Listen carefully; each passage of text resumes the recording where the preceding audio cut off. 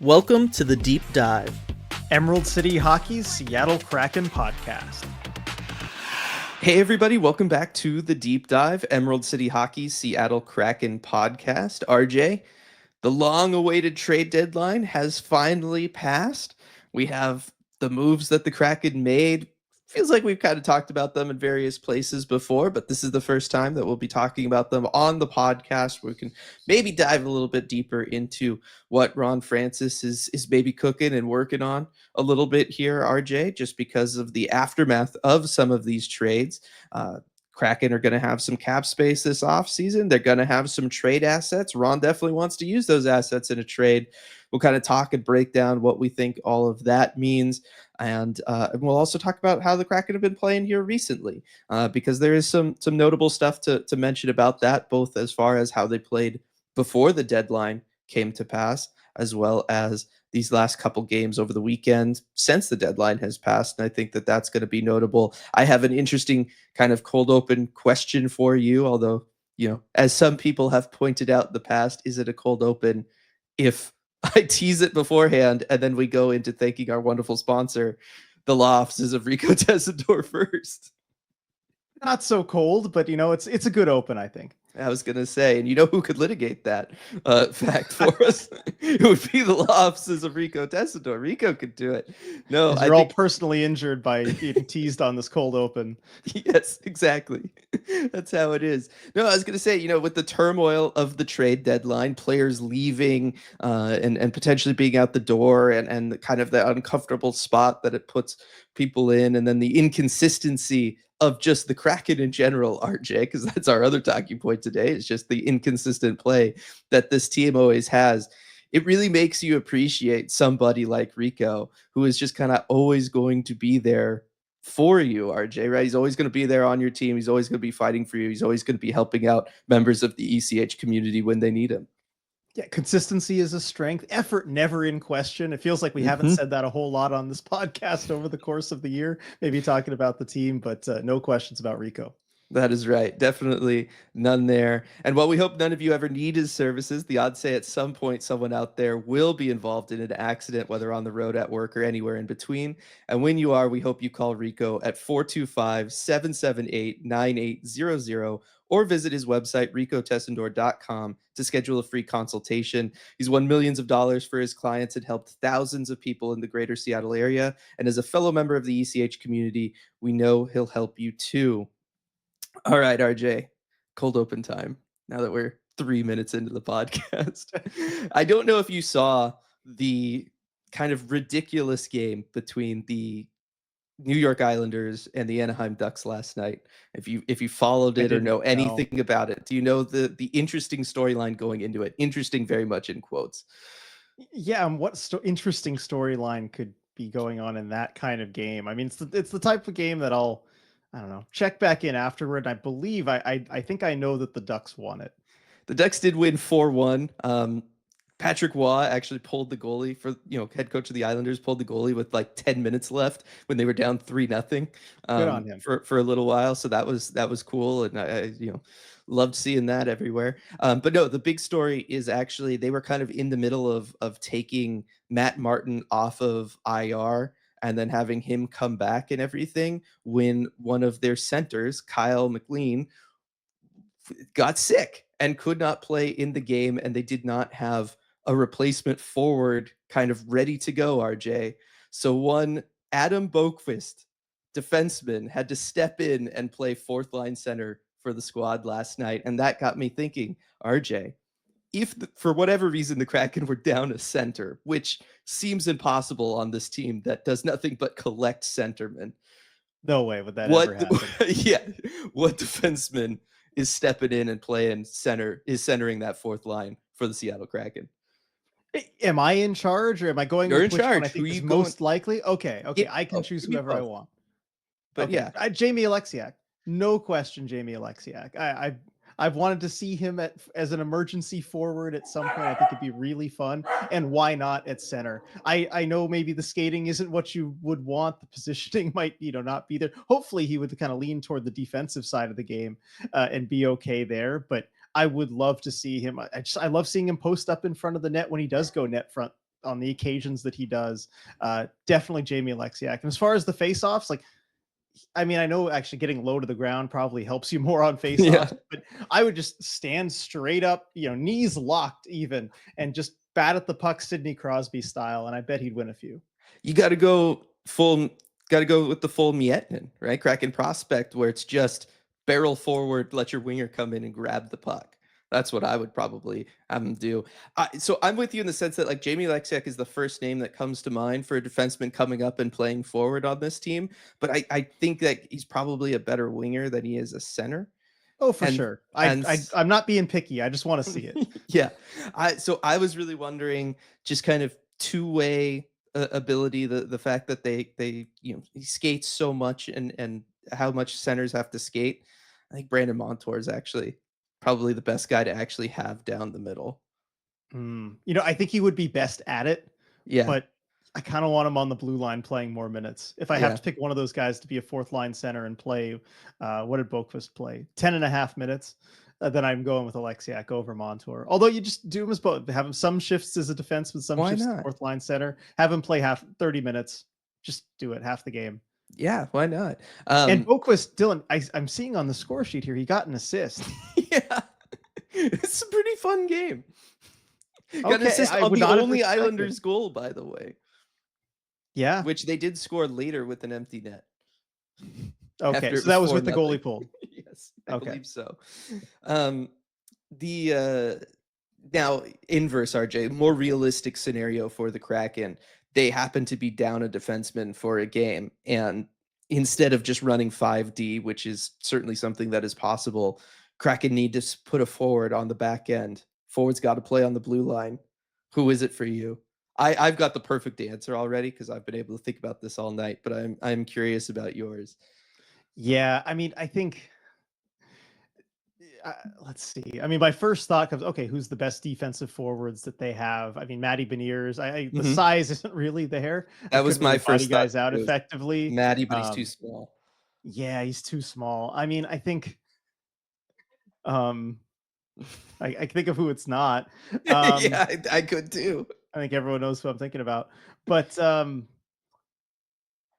I maybe it'd still go Matty just because it's going to be playing big minutes probably. So I'd Mhm. go with him and just trust the lack of size. And at the point too, he's got the good vision. I'm sure there's somebody better that you're thinking of, but that's still where my mind goes. Yeah, I don't know how effective he'd be at the point in the offensive zone, but you telling me Capo Caco is not the answer here? Oh, that with the size, Defensive yeah, acumen plus the size, like, oh man, he would sneaky good skating. He can yeah. pivot. Yep, Yeah, he'd be a great emergency defenseman. So there you go. there. All right, those are Thank a you. couple. I mean, very different, profiles of players there, but I feel like they could Mhm. both work if you Yeah, needed them in a pinch. definitely, definitely. Thank you for indulging me there on No, all of that's fun. that. I always love these kind of experimental questions, the thought experiments of where players Yeah. would play, because positions are, like they're players, right? Positions are what they've kind of grown up and trained for. But when you do blur those lines, like at the end of the day, these are hockey players that can go everywhere in the rink, and there's so much movement in a fluid game like hockey. Mhm. You have guys up playing the point or staying back and playing D, whatever. These things do move around within the play of a game. But just to see it full time is interesting. And as growing up a Sharks fan with Brent Burns moving to forward Yep. for a season, I am all about that. Yep, definitely. That's why when I saw that last night, I was like, "Oh, I've got to talk to RJ about this." And I figured the podcast was as good a place as any. Looking at the Kraken though in a more through a more realistic lens, we'll call it RJ. The past week has given us, some true Kraken hockey. We've seen two very different teams over the course of this past week, right? The big game that I'm thinking of was the game right after the Oliver Bjorkstrand, Yanni Gord trade before the trade deadline, day before the trade deadline. Brandon Tanev's held out of it because we know he's getting moved the following day on a Friday. And that's, of course, the Nashville Predator game this past Thursday, where the Kraken, they looked bad. Like it was one of their worst games of the season. They were just getting caved in the defensive zone. They just couldn't really ever get anything going in the offensive zone. It was very much a post game that we did after that one where the effort issue was brought up again in a big bad way. You and I were talking about how like this is one of those games where you have to kind of do somebody's got to do something after it. We were talking maybe there should be scratches.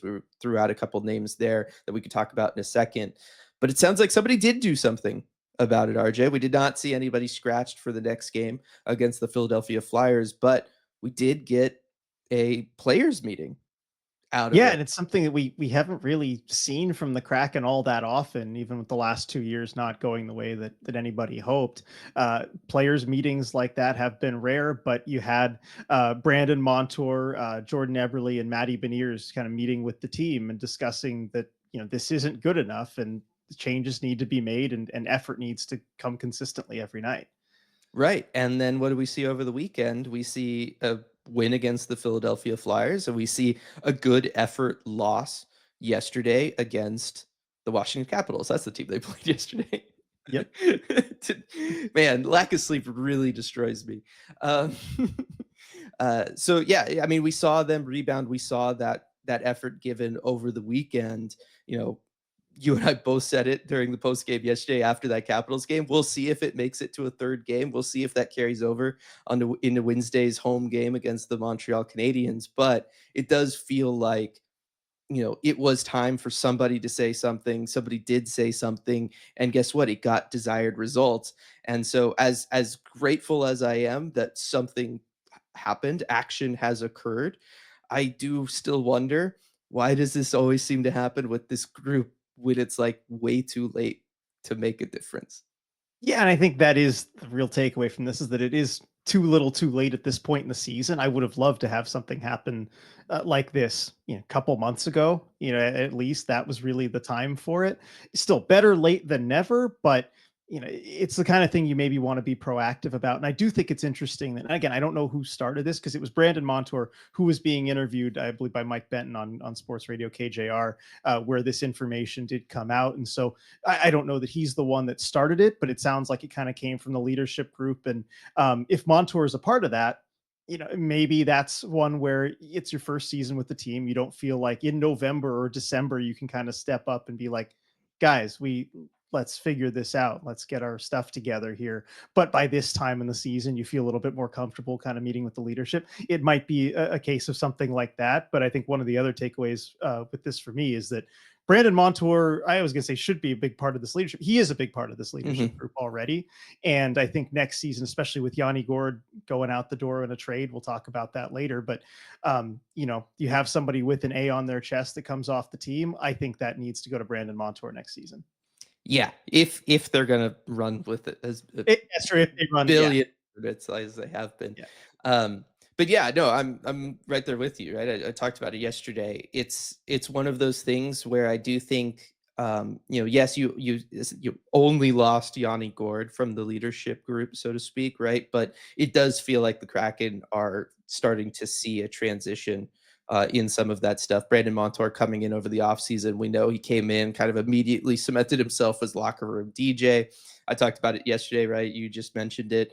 The concept of it does take a little while for guys coming in free agency to work themselves into a room and to kind of get comfortable there. It takes a while for young players coming in to also get comfortable and get to a point where they can speak up. But we were asked yesterday, like, is stuff like this really just like a leadership thing in the locker room? What does that kind of mean? And we were asked about like what is kind of a healthy locker room culture around things like this, and we both agree, right? It's one in which everybody in the room should feel comfortable when games like that Nashville game happen, saying something, right? Not necessarily just directly like singling somebody out and calling them out all the time or something like that, right? That can be bad. But feeling like, hey, this isn't it. This isn't good enough, right? You want a locker room where everybody feels like they can say that to the team, or they can go to the coach and say that, or they can go to the team captain and say that, and that can create a healthy dialogue that then happens within the team that can be constructive, it could be proactive, and they can go out there and then improve from it. And I think the Kraken are getting there. I think that it's been kind of a rocky road these last couple of seasons, and it feels like there is a breaking point where then we start seeing this action. It's just one of those that I wonder, do we start seeing that in future seasons when, say, playoffs are still in the cards and on the table, rather than, hey, let's not just like completely fall down the rabbit hole of giving up before the season's over. We still have to go out there and do our jobs. And that's going to be something that I'm going to be interested to see next year. And, to be fair to this group, you did not have your captain through that period of time in which the playoffs started to slip away and everything. Is it a situation next year where just Jordan Eberle's presence allows for something like that to happen? Or is it that guys like a Brandon Montour or a Matty Beniers, who's a younger guy, or anybody else like that, feels more comfortable next year, maybe stepping up and taking some of that on if Eberle was to be injured again or whatever? Yeah, and I think that needs to be the case because you just can't count on having a certain single player in the lineup for a long stretch, right? Injuries happen. It's the NHL. That's just, it comes with the territory. And so you need to have kind of a more robust leadership group in the room that's capable of, even if you do lose your captain or lose any one individual player, that you still have that infrastructure of the leadership that can kind of deal with that. So that is something that'll be interesting to see next season. Because look, I don't know what's going to happen next season, what the roster is going to look like or anything like that, but they're not going to win every game for the first Mhm. 2 months, right? You're going to have stretches where you play hockey that's, probably not good enough, that as happens to every team. And when that happens, you have to be able to kind of respond to it and make sure the effort's there consistently. So those moments will come for sure. They will come. And it's just how you respond to them. Definitely, definitely. So I'll be looking forward to kind of seeing that and watching that play out over the course of next season, in light of this. But again, do want to highlight a couple of players. We were pretty critical of after the Nashville game. Andre Burakovsky kind of up front for the forward group, Riker Evans for the defensive group. Felt like both of them kind of bounced back over the weekend. Maybe it took like a little bit of an extra game, or maybe that conversation on the bench with Andre Burakovsky during that Flyers game on Saturday, but he played one of his best games of the season yesterday against the Washington Capitals, his former team. And then Riker Evans really kind of turned it around. Didn't maybe still look great over the course of the weekend, but um, looked significantly better than he did in that Nashville game. Yeah, and it's good to see the response there from a couple guys, especially Andre Burakovsky, because in that Flyers game, we did our live game commentary for that one, and in the first period, there were just a few moments where it felt like every time he got the puck, he was just trying to dangle through all five of the opponent's players at once, and it led to some really bad turnovers. And I don't know what kind of possessed him there to feel like he needed to play hero ball and just do it all himself, but I think it was, maybe wearing on his teammates, potentially wearing on the coaching staff, because it did seem like, from what the broadcast showed, there was a little bit of a confrontation there on the bench, and he was being talked to about it. And so I was curious, is he going to get benched for a stretch here? What's going on? He didn't miss a shift. They sent him out with the next shift, but immediately after that, he was thinking pass first. He made one move, pass to a teammate, and that was kind of consistent throughout the rest of the game, where he was a more helpful team type of player and was able to bounce back there. And then, of course, gets a huge assist on Shane Wright's goal in that Capitals game. And just, I'm glad that message kind of worked and sunk in, because we've seen so many times this season where, not just necessarily with him, but with the team as a whole, where it hasn't. Yeah, exactly. And I thought that it was interesting because we're, again, as Kraken fans, as people who cover the Kraken, that's not something that we're used to seeing, right? That confrontation on the bench, something like that happening out in the public for everybody to see. And it was, I believe, him and Vince Dunn kind of having this discussion. And confrontation still feels like it's strong. It was not Yeah, like that heated or anything. It didn't seem like, but it was obvious that there was emotions at play and people were trying to get their point across. We'll say it that way. yeah. But it was him and Vince Dunn, I believe, and then Coach Dan Bilesma comes over and also says something to Berkey there, and that's when we see that change. I do wonder if look, after that Nashville game, efforts and effort level for everybody gets called out. I could see somebody taking that and saying like, well, then let me go out there and try to do more. And maybe that leads to Berkey playing the hero ball role a little bit, where he's trying to do more, right? Like that is certainly a way that you could kind of answer the call that was made after the Preds game. And then it was like, like, channel that enthusiasm somewhere else kind of thing. Yep. He's got the spirit, but you gotta you gotta channel it the right way. Exactly. So, but yeah, played a great game yesterday. So I just wanted to, note that like it was obvious that those guys really responded to things, and the team as a whole really responded to things. So the bottom line is, as we learn from whether it's this game, the Minnesota game during that last homestand, fans right now, they just want the team to look competitive. They're fine with the losses. Everybody understands losses are in some ways better just because of draft position and putting yourself in the best place that you can going into the lottery. But fans want to see a team that's trying.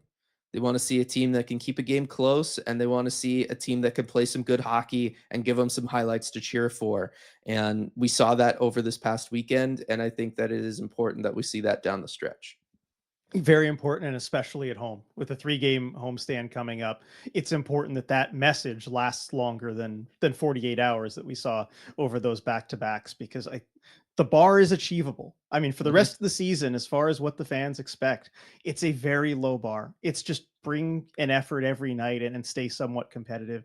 And that's something, the Kraken, the players, the coaches, whatever, they can't control whether they win or lose, entirely, right? There's an opponent, Mhm. there's another team there, but you can't control whether you bring your best effort every single night. And right now, that's all the fans seem to expect. So, or hope for, right? And so you can make sure you can control that you meet that every night. Definitely. And that's what the fans want. Now looking at the trade deadline, RJ, and the moves that the Kraken made, they got busy before the trade deadline, a couple days out, which was the day that we had kind of circled as when things really start to pick up. That's when we saw this past Wednesday, Oliver Bjorkstrand and Yanni Gord traded to the Tampa Bay Lightning, RJ, for a pair of first round picks, a second round pick, and Mikey Acemont, who's come in and made his presence felt in the lineup, by the way. He certainly has. I mean, Asimont, I will just start quickly on him, even though he's one of the more minor pieces of this Yeah. trade. But man, he has come as advertised. His shot rate, one of the highest in the league. And man, he does just throw the puck on net from everywhere. He likes to mix it up. He's been a fun addition to the fourth line after this deal. But the main crux of the trade here is the Kraken do trade Yanni Gord at 50% retained just for the rest of this year, and Oliver Bjorkstrand, and they throw in a 5th-round pick as well Mhm. next year. But the return here is massive. They get 2 first-round picks, Tampa's firsts in 2026 and 2027. Both of those picks are top 10 protected. So if they end up in the top 10 either of those 2 years, they'll just slide back a year. So it could be as late as 2028 and 2029. Unlikely, given that Tampa's a pretty good team, but that's what the deal is. And I guess if for each one of those picks that does slide, the Kraken would get an additional 3rd-round pick. Mhm. Again, still unlikely to happen. And then Toronto's 2nd-round pick, that is this year. So that's the return. And then, of course, Mikey Asimon, as we mentioned. But taking a step back and looking at the big picture of this deal, huge return for the Kraken on this and great value. I mean, this is much higher value than we anticipated. I did the Armchair GM stream and was thinking maybe equivalent of a little bit more than a 2nd-round pick for Yanni Gord. Maybe first equivalent value for an Oliver Bjorkstrand if they moved him, but maybe retention would be necessary. It ended up not being necessary in this deal. This just blows the value proposition out of the water, from what I expected. And it really is consistent with the market as a whole, which we Mhm. didn't fully realize at that time. I mean, we saw some hints of it. I even tweeted, this looks like a pretty big seller's market after the Gustav Nyquist deal. Turns out it absolutely was. Prices were as high at this deadline as I've ever seen, but Ron Francis able to go in there and take advantage, get rid of a player who was going to be a UFA, probably wasn't coming back next year in Yanni Gord. And Oliver Bjorkstrand, that is the one that, maybe is a little tougher to lose. But to get this kind of a return, I think it's absolutely worth it. And the big thing, you don't have to retain any money on the Bjorkstrand contract. So you clear that entire amount off the books for this season and next. And that's big in a salary cap world. So overall, very happy with this trade. Fantastic value. Yeah, I think it's, outside of losing a couple fan favorite guys, if you're a Kraken fan, you've got to really be happy with this. I feel like it's one where, you mentioned the value, even in the seller's market, it feels like it's a lot to get back for a potential Yanni Gord rental. I think there's a good chance that he resigns in Tampa, just given the history that he has with that franchise and everything, and not having to retain on Oliver Bjorkstrand just somebody taking that full contract for this year and next year, it still felt like a good return even in the landscape that kind of played out this year, just because we saw other teams, trading first, but there would be retention involved, or you see things like um, the Marchand deal, where you see a big piece like a Brad Marchand go for a second conditional first, something like that. So to be able just to straight up get 2 first round picks for these guys, again, one's a rental, the other one you're clearing the money all off your books for this year and next. It still felt extremely significant, and you're getting the second round pick back. I mean, I like the only bigger return from the deadline would have been what Carolina got from Dallas for Rantanen, right? Like, Yeah, I think that that probably is the only larger return. I mean, that one certainly is bigger. But yeah, otherwise, I mean, you could argue maybe depending on how you value prospects, like the Brandon Carlo return, yeah. there was a lot there as well. But yeah, I mean, I think certainly top five. I would venture to say probably top three best value for a seller in any deal at the deadline this year. Yeah, so that really, got me going, got me excited about everything kind of happening there. I think that it was one of those things where, as Ron said when we talked to him on, right after the trade deadline, if you have a price in mind for your guys and somebody's willing to meet it, you just do it. Why Like wait? don't wait around, right? In case things change, anything like that. And so I think that that's what happened there with this trade. But yeah, I mean, breaking it down kind of whichever way you wanna do it, getting, first and a second for an Oliver Bjorkstrand and not having to retain, first for Yanni Gord, and only having to retain through the end of this year, first for a rental, a guy who's gonna be a bottom 6 forward rental. It feels good. Even in a seller's market, you still feel like you got a significant return there. For sure. And I think you look at the deadline really every year is on the flip side of it with Tampa. They identify the guys that they want. Mhm. They go and get them whatever the price is. And usually they will overpay in terms of value and assets, but they're competing for Stanley Cups. It doesn't matter. And I thought their GM, Julian Breezebois, had some good quotes there about how he'd rather have good players than a stable of draft picks. And given the core they have, that absolutely makes sense. And that they would regret they'd have greater regret for not trying not taking a swing like this than they would for just hanging on to their assets. So if you have the players that Tampa happens to want in a trade deadline, you are going to get some very good value, and Ron Francis certainly did there. I do want to address the return just a little bit more though, because Mhm. we did have some questions about, well, how does this really help the Kraken? Because, as everyone says, as ownership says, as Francis says, they want to compete for a playoff spot next year. And these are draft picks, the first rounders anyway, that are not even going to be made for another, until 2026, 2027, 2 or 3 drafts from now. How does that really help? But frankly, I would be surprised if the Kraken made either of those draft picks when the time came for those picks to be made. I think these are assets, they're ammunition that's going to be used in the offseason to go out and to get some immediate help. Ron Francis, I think, has been pretty darn He's clear he's about basically saying that, yeah. yeah, about that intention to go ahead and do it. So as you look at the years on the draft picks and them being that far out in the future, and then of course by the time a player, whoever is picked with those picks, won't have really a chance to make the NHL until maybe 2029, 2030, Yeah. something like that. So that's certainly not immediate help, but those picks are assets. Draft picks are currency, and that currency is going to be used to go get some immediate help this summer. Yeah, or at least that's the plan, right? And that's a good plan. And we can talk about that after we talk about the next trade here, and that is Brandon Tanev going to the Winnipeg Jets, RJ, and another good solid return, right? Pick up a second round pick for Brandon Tanev, not having to you don't end up retaining anything on him, just a rental. Uh, that's kind of in line with what we were like hoping for in a seller's market, and it's what Ron was able to get. Yeah, solid bit of business there with Brandon Tanev. In my armchair GM stream, I predicted just Tanev to whatever team because there were so many teams and fits Yeah. that he fits on any team. But just Tanev to one of those teams for third round picks. I figured before knowing how much of a seller's market it was, I figured a third was probably the best they could get for him. They end up getting a second round pick in 2027. Another again, really good value for a rental. Not too much more to say on that deal. Tanev's a great fit in Winnipeg. They pay a second round pick and they get their guy. Yeah, no, it was a pretty standard trade. Tanev more than anybody we knew was going to be walking out the door, and that situation was going to play out the way that it did.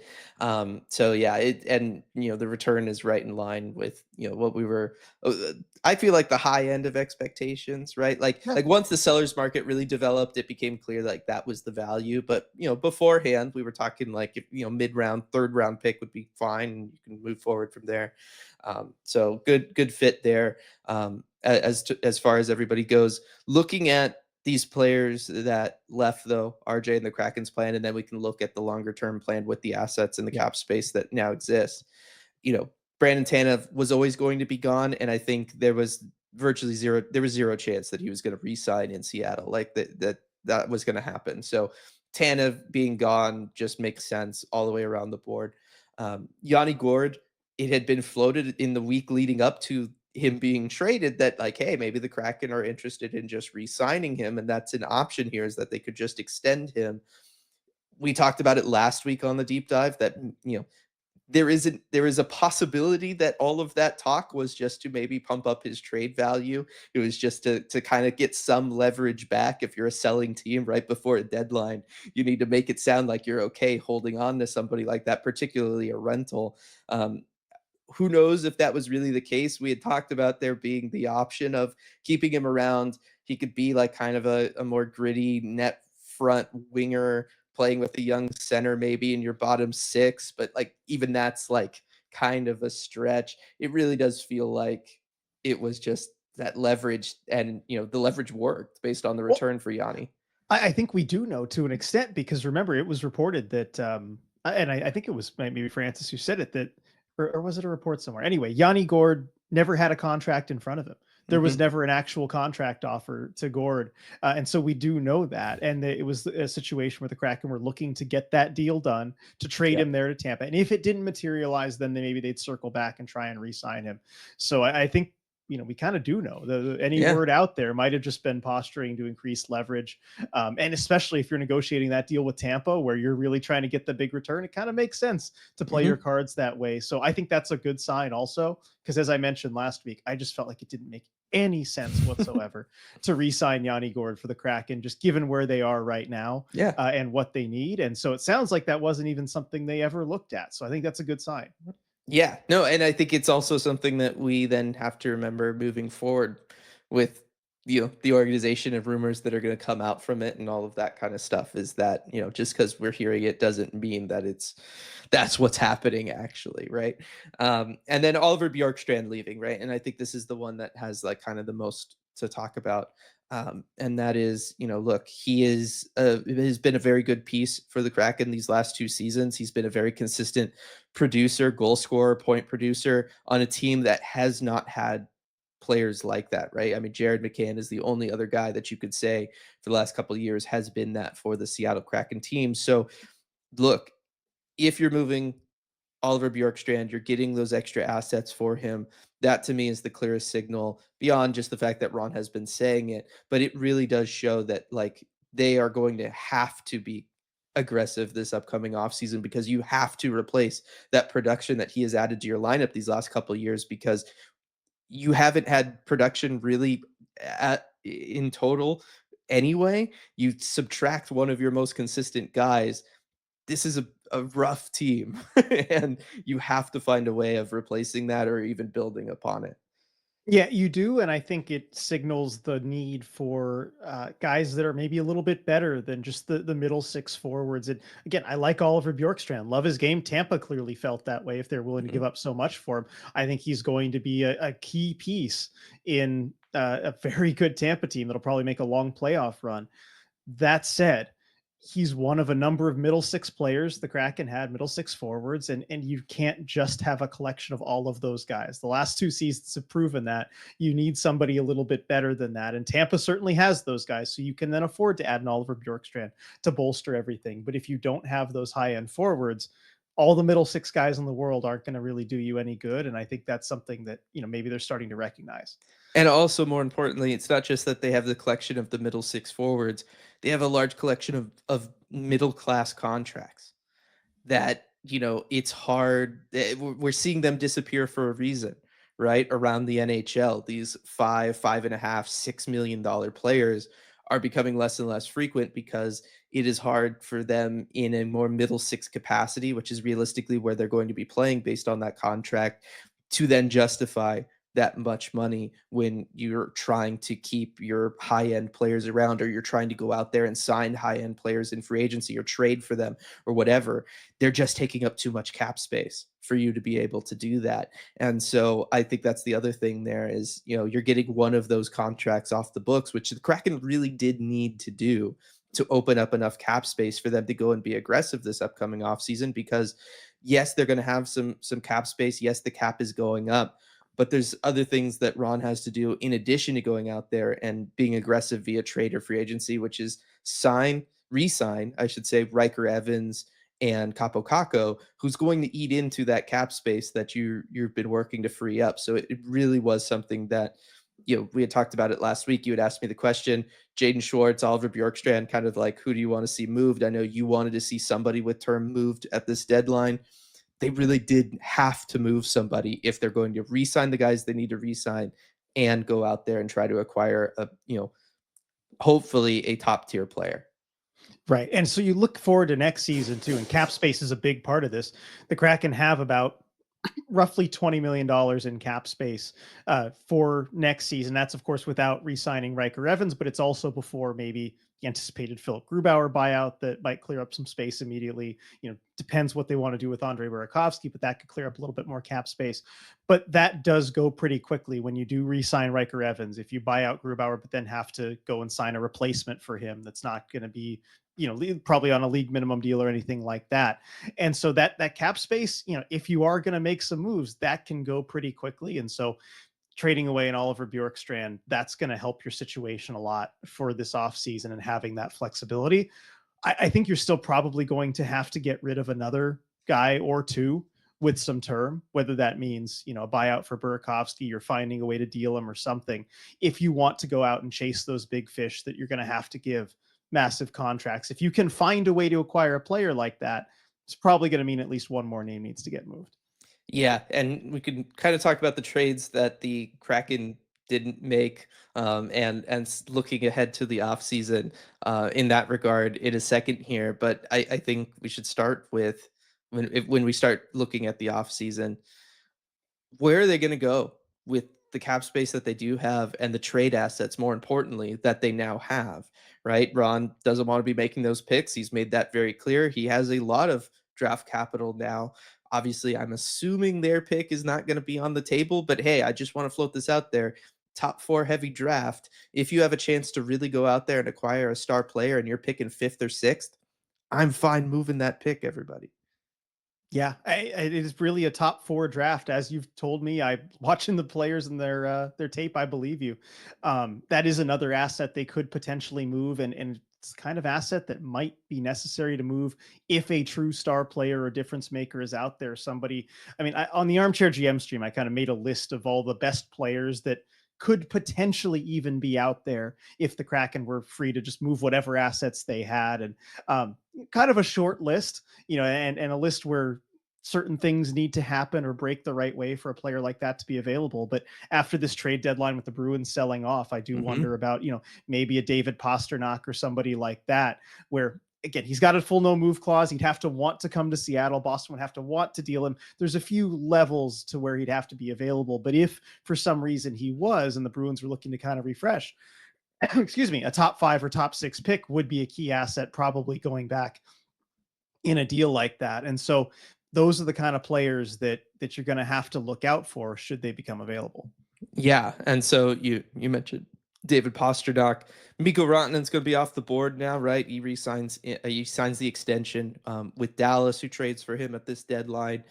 So he's kind of off the board. We'll see about somebody like a Mitch Marner and whether or not he would be kind of interested in coming the Kraken's way.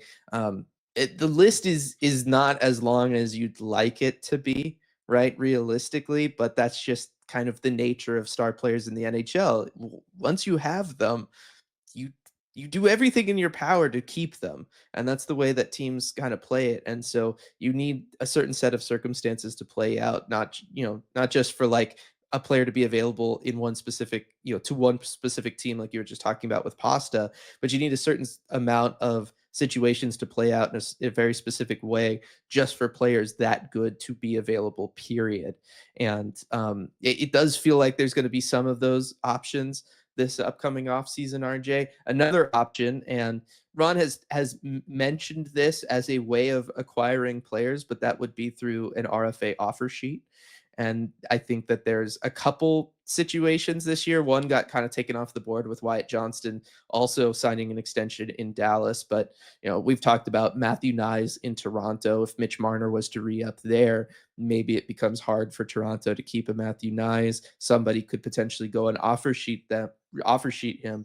And I know for an offer sheet, you have to trade compensation going back to the other team. If they can't match your offer sheet, is draft picks, and they have to be your draft picks. So like the draft picks that Ron has just acquired and traded for could not be used as offer sheet compensation, because that would be sick. That would be absolutely awesome.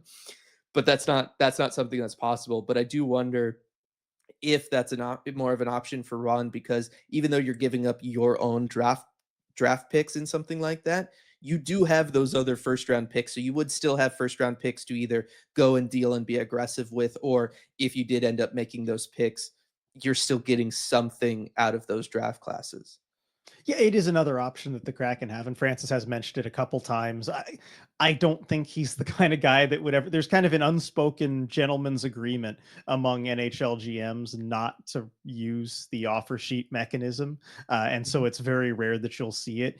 Maybe it'll be a little bit more common since the St. Louis Blues did leverage that and use it on two players this past offseason, and it's worked out great for them. I mean, with the Broberg and Holloway acquisitions, that's been great.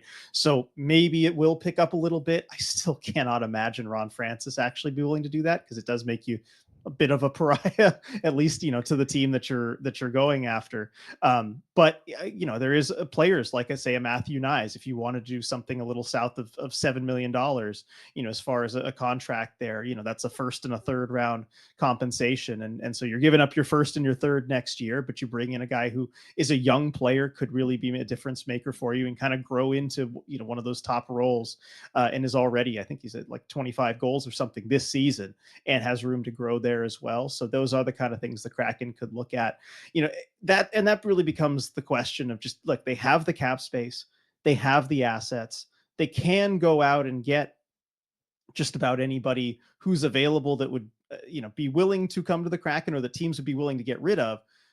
But who are those players actually? What players, are realistic targets?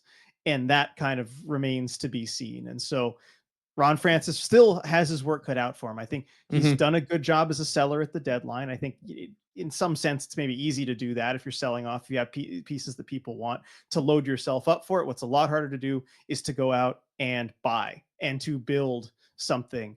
And, we'll see what the offseason looks like in that regard. Mitch Marner, I think, really the only free agent of that star caliber tier as far as the forwards for the UFAs. And the RFAs, you're probably going at least a tier lower with like a Nyes, where you hope they kind of grow into that role. I think a lot of it's going to rely on the trade market, and that's why you pick up those assets, is for the trade market, right? And you're going to have to find a way to go out and get some difference makers via trade. I really think that's what it's going to come down to. And so Francis is going to have to find a way to do something that's really been unprecedented for him. He has never made a trade for a star level player. I think the best player he's ever traded for is Oliver Bjorkstrand. That doesn't mean that he can't go and do it this offseason, right? You look at last offseason, he had never spent the kind of money that he had spent before on a Chandler Stevenson or a Brandon Montour. He went ahead and did that. He did sign those players to deals he had never done before. He's going to have to find a way, if he is the guy in charge in the offseason, to go out there and do something he's never done before. Right. Well, and that's, when you're talking about the, I don't know that he would do an offer sheet. I was thinking of him, but not just him, but other general managers. It feels like general managers, more so than ever in the last like 18 months, RJ, and certainly Ron Francis has, because of the pressures of the team not performing, have had to really step out of their comfort zones, right? General managers right now are really being pushed. And I do wonder if we start seeing less and less of things like those gentleman agreements around RFAs, just because, look, yeah, I don't want to piss off my fellow general manager, but you know what? I would much rather be still have my job as a current general manager and have to worry about somebody offer sheeting one of my guys later rather than not offer sheet this guy. My team is bad and I get fired next offseason. Right. And it feels like GMs are starting to think that way a little bit more frequently. I think that there's an element of, it's just a more competitive overall market. They understand that there's lots of people that want their job and they have to kind of do whatever they can to keep their job. I also think that there's an element, or I wonder how large this element, has really been playing into it, of NHL fan bases being smarter than ever before, as far as fans being really educated about the cap, being educated about prospects in drafts, prospects in different teams, prospect pools and farm systems, and just having the amount of fans really understanding where their team is operating from, and then being able to apply fan pressure on those specific points. I feel like has made general managers kind of have to rethink things. Teams as a whole, organizations as a whole, have had to slightly rethink things, just because you're not kind of making these decisions in a vacuum anymore or in secrecy, and it's behind closed doors and fans don't really understand the impacts that are being made there. Fans are the first ones to understand what the impact is against the salary cap. They're the first ones to understand, we just gave up this prospect that I've really enjoyed watching at the Canadian Hockey League level or at the AHL level or something like that. I do wonder if that's starting to make it so that general managers are having to be maybe a little bit more aggressive, because if you have a team that's maybe not has cap space, you're going to have fans that are out there being like, why are we not using this cap space, guys? Like, we have it, why are we not making that push and using this? Or we have these trade assets, why are we not going out there and acquiring players to be better right now? Interesting. I mean, I think there's an element to it. Dylan, are you saying that Kraken fans should go to the remaining home games and bring signs that say offer sheet Matthew Nyes, That is Ron not at Francis? all what I just said. Look, I'll be on the record right now. I think Matthew Nyes would be a good fit. I also think he's a little overrated and has been obviously in a very beneficial spot for a young player, being surrounded by that talent in Toronto. I think he would be a great addition to the Kraken. He'd be somebody who could grow with Shane Wright. But like, I am not somebody who's going to like put everything in the Matthew Nyes basket either. But I do think that there is an element of teams have to factor in fans when it comes to this decision making in a way that they just haven't before. And I do think that that is leading some general managers to maybe feel additional pressure, and that forces them out of their comfort zone. And I do wonder if Ron Francis is one of those guys. It just seems like he's one of them.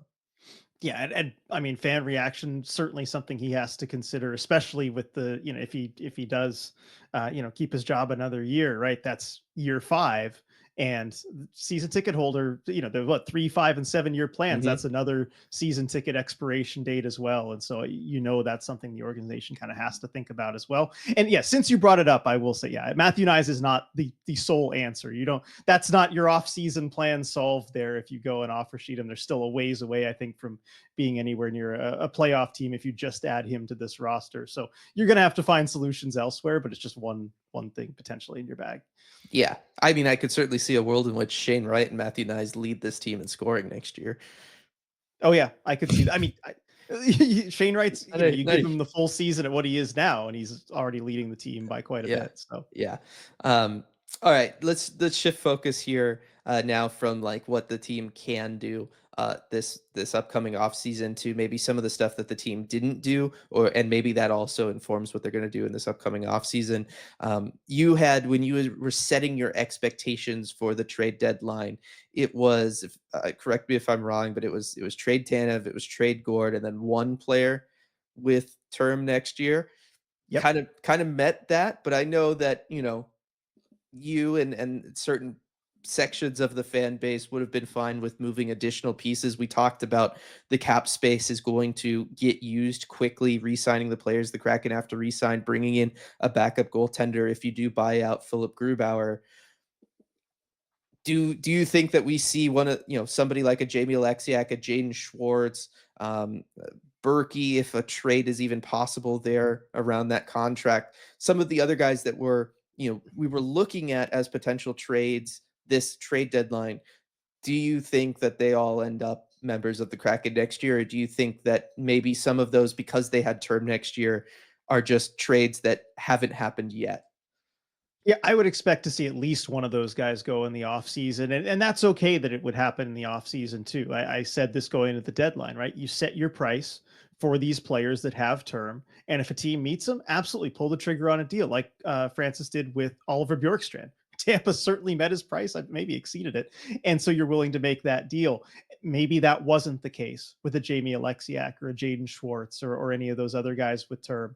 And so then you're fine. You wait till the off season, and then there's a little bit more time pressure to make a deal because you have to kind of construct a roster and build things. But especially with some of those guys like Alexiak or Schwartz, where they have 1 year left on their deal, that helps for value as well, because if the season doesn't go well for an acquiring team, whatever, there's still valuable assets to trade deadline that you can get a lot for. And so maybe it makes them a little bit more movable when you just have the 1 season left on a contract.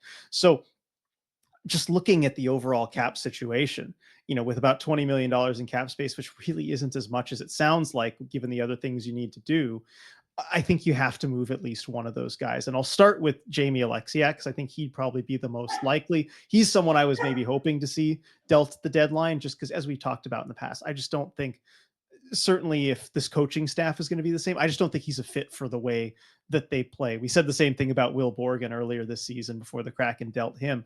But I look at how much money is spent on this blue line. You have Vince Dunn and Brandon Montour both making north of 7 million. Adam Larson's extension kicks in next year. He'll be north of 5 million. And you have Alexiak at 4.6. Then you add to that whatever Riker Evans is going to get paid. And I hope it's a long-term deal with him, and that would mean a higher number. There's just too much money on this blue line. Already, I think it's pretty clear from how things have gone this season. The Kraken rely way too heavily on their blue line for production, for lots of different things. And it's a good blue line. They are producing. I Yes. was going to say, not to cut you off. They rely on the blue line way too much for offense, and then they rely on Joey Decord way too much to make up for the blue line in the defensive zone. Yeah, definitely. Don't know Okay. what that was about. That was weird.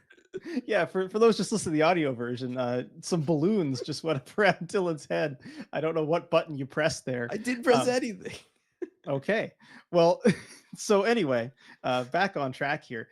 You're going to have to move somebody from this blue line just to have, I think, proper cap allocation here, and proper resource allocation to, a little bit more toward the forwards. Alexiak just makes the most sense to me, given he has the least amount of term on his contract. He's probably the most easily movable guy. I bet you can get some pretty good value for him as well. Maybe even get some more assets to go out and get a forward. Or maybe a team that wants to trade a forward wants a solid defenseman in return, and so you could use him as a trade ship there as well. But that's a guy that would have been happy to see the move at the deadline. I understand them not doing so. I think he had a rough couple games leading into the trade deadline, and scouts are in the building watching. Maybe they saw him and thought, maybe this isn't what we need for a cup run. I think that's a possibility, but he's still someone I think you can move in the offseason. Yeah, teams always are interested in defensemen with size. Like, just bottom line, somebody who's going to block shots and do all the things that Jamie Alexiak does. They will always have value around the National Hockey League. And yeah, it was, some of the big teams that we thought of that really made sense for Jamie Alexiak to go to, a Dallas, right? Him returning to Dallas. They went and they got Mikko Rantanen. Like, they got a better player. Like, Priorities. Yeah. Cannot fault them for making that move. And Edmonton, they chose to go in a different direction and bring in Jake Wallman. Toronto chose to go in a different direction, bring in a Brandon Carlo instead. Makes sense that we, didn't see something there. And also, we also don't know internally how available he really was. Like we still don't know that. So, and with guys like Jamie Alexiak, with a James Schwartz, somebody like that, I think that it's also one where, because you got the value that you got for the trades that you made this past week, it puts you in a spot where this upcoming offseason, you do not have to maximize returns from those guys, because in some ways, what's more important is just getting the contract off the books, right? If you have to take a lesser return for them to trade them over the offseason and not retain into next year, that's fine, because you can use that cap space to then help go and improve the team and make it better, right? Am I fair in saying that? No, absolutely. No, that's kind of where I was going with it too. I mean, if you're lucky enough that a Mitch Marner will want to sign with you for say 13 and a half, you're going to have to clear some money out, or you get a couple guys that add up to that amount of cap space. The most important thing is clearing that 4.6 for Lexiak, or 5.5 for Jaden Schwartz off the books. You're just going to need a little bit more flexibility there, and so that's the most important thing. And then you can just get whatever assets you get, or get if a team that wants to trade a player to you would like somebody like that in return, Mhm. especially if you could even, retain, if you don't need all the cap space, retain half of the money on one of those two guys. A $2.3 million Jamie Alexiak for 1 year is going to be a pretty valuable asset to a team that maybe they're a little too forward heavy and they want to add on defense. You can retain some money on Alexiak and really bulk up the value, not necessarily just to get draft picks in return, but to get a player that maybe you otherwise couldn't get. So I think that's going to be the key with these guys. And then also just, I think, and I want to ask you about this, Dylan, because, this speaks more to, the team culture side of things. I'm, can be the armchair GM and I'm just assembling pieces, on the chessboard here. But uh, do you think also, as far as like who to move and moving more of these guys, I still feel like, the culture, the effort, all the issues we talked about all season. And yes, it's been fixed for 2 games, but I still need to see more Yeah. before I really buy into that. I think you're in the same camp. I just feel like you need to move more of the veteran core that, for whatever reason, just doesn't seem to respond to forms of motivation that you would expect them to, and where effort has been a real issue this season. If you only move a Gord, Bjorkstrand, and Tanev, I feel like that still leaves too much of the core in place that you could still have similar problems next year, even if you add a couple guys around it. Yeah, no, I'm with you on that. I think that that is still got to be a concern moving forward. Is just that again, I know I've made this point so many times, but you're seeing basically the same result as last season with a completely different coaching staff, and so like again, you're removing variables through making the changes that you've made, and you're continuing to get the same results. At some point, you have to point the finger at the player group, right? For whatever reason, either they're just not skilled enough, they're not good enough, or there's, other things at play there. And I think realistically, it's probably a combination of those two factors, right? But I'm totally with you. I think moving more guys that were acquired kind of year one, got to at some point be making space for the young players that are coming up through your system, right? You're getting more and more guys kind of ready to go. Ron Francis talked about that yesterday on the Kraken Hockey Network as well. We've already started to see that. We saw Jacob Melanson get his first NHL start in that Nashville game. Ron talked about the possibility of a Yanni Newman playing, at the NHL level down the stretch here this season. Berkeley Catton getting the 9 games to start next year to see where he's at. I think the Kraken are also kind of in this point at this point where you can start kind of replacing the guys that you got via expansion draft, that you got via that first year in free agency that you needed to just get by as an expansion team. And you can actually start assembling your real core, right? The core that you've actually built from scratch, the players that you actually have wanted to bring in, develop, and foster in your own image or whatever it is that you want to call it, right? And so I think that there is that kind of has to happen anyway, and we're starting to look at the timeline for it.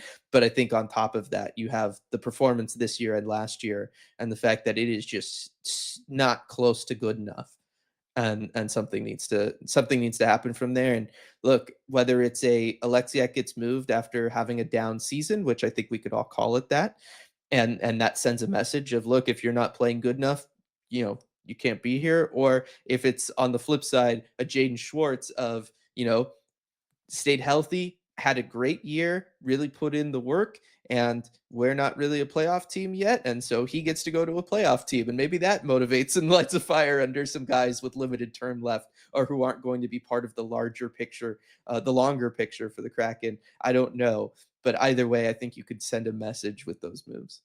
Yeah, agreed. And I think it's part of that. Look, I don't want the Kraken to be as, I guess, say ruthless as Vegas in that mentality, right? But I wouldn't mind, like with Alexiak having a down year, you move guys who maybe aren't playing well, or that you feel like you could get still some good value for. So I have no problem with that. And I'm just looking at the Puck GM, and I see, under contract, they've already got a top 9 forwards already penciled in here if you add Capo Caco and what he's going to cost.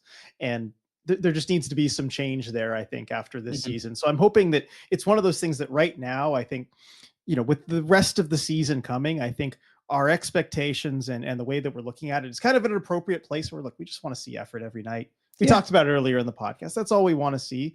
And so, we're okay with where things are at right now, but I just hope that everybody kind of, all the fans, there's a shift where we're okay with this for now because it is what it is and the season's playing out.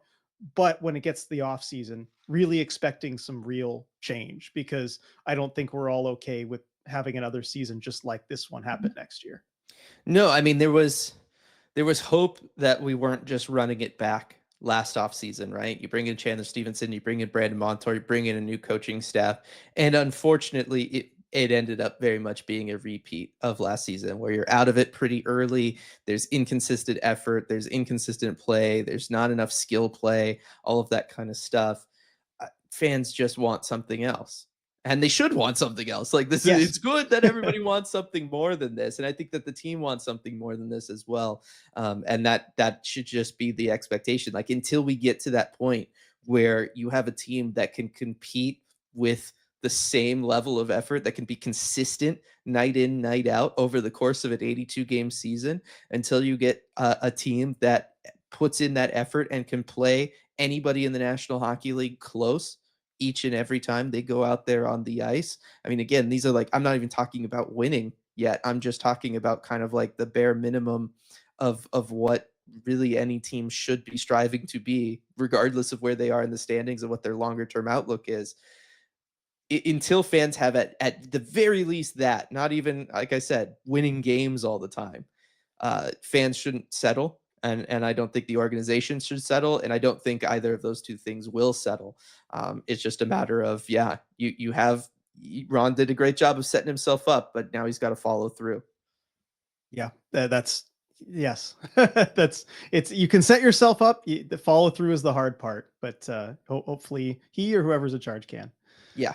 And we'll see what happens this upcoming offseason and where everybody's at.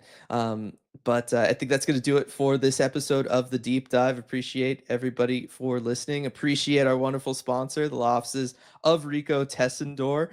You can go and get a free consultation online at ricotessendor.com or call 425-778-9800 if you're in need of any of his many, many services. And I actually recommend people go and check out the website and see just how many things Rico can help you out with. They are lots of things that just over the course of my life, I know many people have run into these various situations, whether it's personal injury stuff, workplace stuff, all of that sort of thing. These are common, problems that unfortunately we have to deal with in life, and Rico is there to help you out, and he's definitely going to help you out if you're a fellow member of the ECH community. So definitely reach out to Rico if you need him. Appreciate everybody for listening, and we will see you all next time. Hey everyone, before we go, we just wanted to give a quick shout out to all of our awesome patrons over at patreon.com/Emerald City Hockey, especially our Terror of the Deep patrons. Thank you so much for making all this possible. We really appreciate your support.